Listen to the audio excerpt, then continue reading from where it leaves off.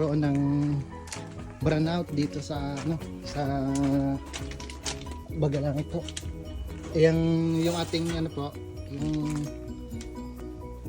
yung ating tawag dito, solar po, i-set up ko muna yung battery para ma-full charge. Hindi ko muna gagamitin sa sa load.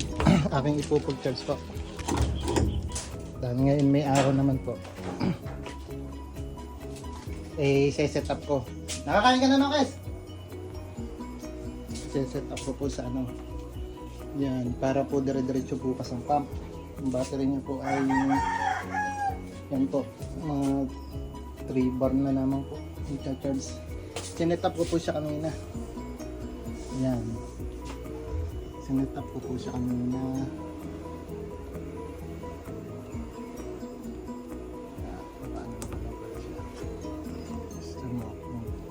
Yan, naka-charge po siya. 100% ko po siya sa solar. Para bukas meron mo siyang battery dahil brownout daw po 6 to 6.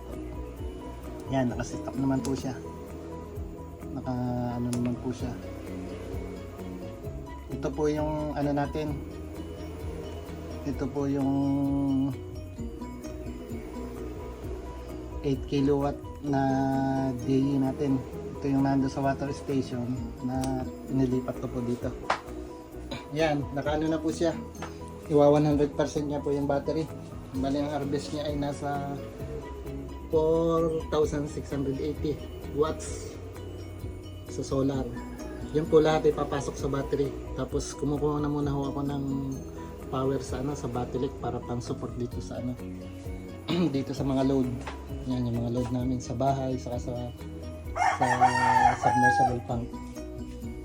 Yan, ito ang consumption niya. Yung isang pump po natin ay nasa 3,400 watts. Tapos yung load ng bahay, saka itong isa pang pump nito hindi pag gumagana.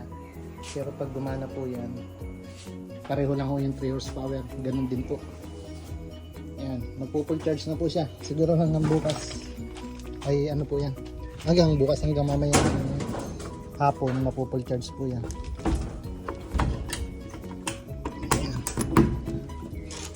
Nandun naman po sa tubigan ako pupunta para i-full charge ko din po yun para bukas may reserve power kami.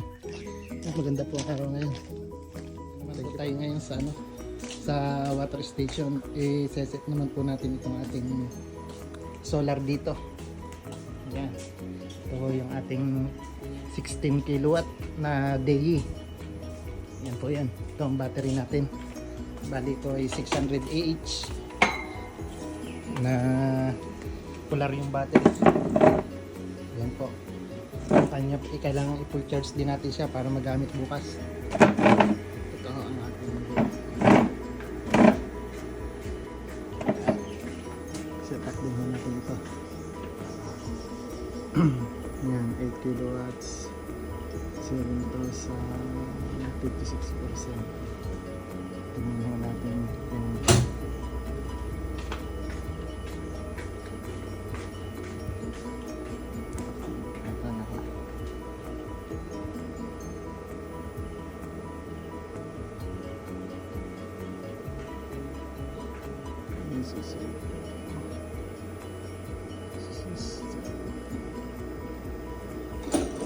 yan po, naka 100% po lahat. Para po siya, nagcha-charge po siya sa solar.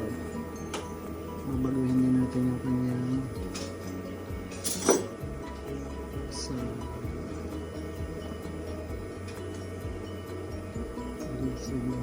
ayos na po pala sa grid setting.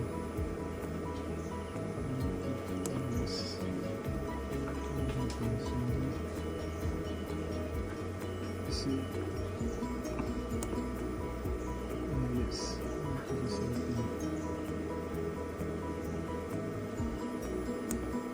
Ayos naman po pala sa advanced function. Ito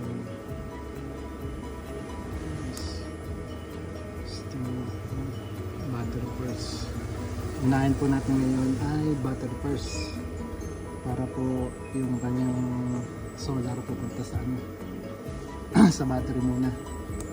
Doon muna ako siya kumuha sa ano. Ayan. Magpo-full charge po siya. Ipunin niya muna ko yung battery. Tapos saka siya magbibigay sa loob. Ayan. Ayan ho. Bali po, yung lahat yung 8,770 napasok lahat sa battery. Tapos yung load niya lahat ng ikukuha muna ako kay battery para makapag full charge po tayo. Ayan, gano'n ang magiging setup na naman. Lalakon na naman natin. Para hindi natin doon.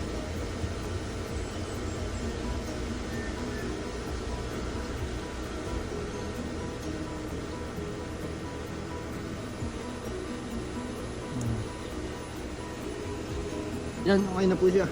Nag-charge na po siya ngayon galing sa solar. Ipo-full charge po muna natin itong battery natin. Ayan, para ito ay magamit bukas. Tapos may solar pa kaya mas maganda. Battery at solar. 6 to 6 po ang kanyang ano. Tapos ang ating pong generator naka-ready na din.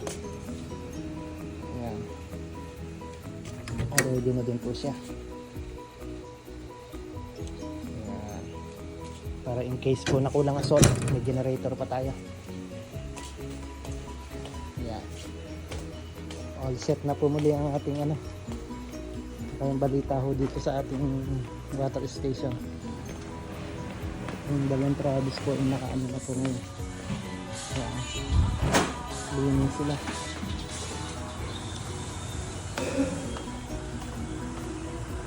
Dalawang natin yung refiller.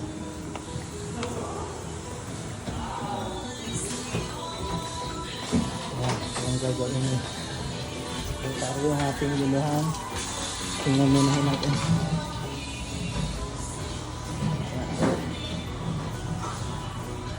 Ayos, gumagana po natin. Stock tayo ng iba. Puno. Ayos po ang ating machine. Ang gumagawa po.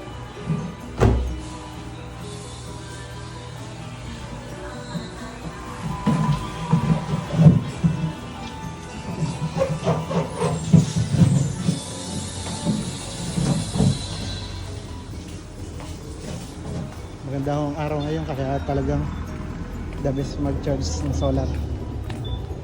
Yan. Thank you mga kapatid. Nakita na dumating ngayon sa natin service.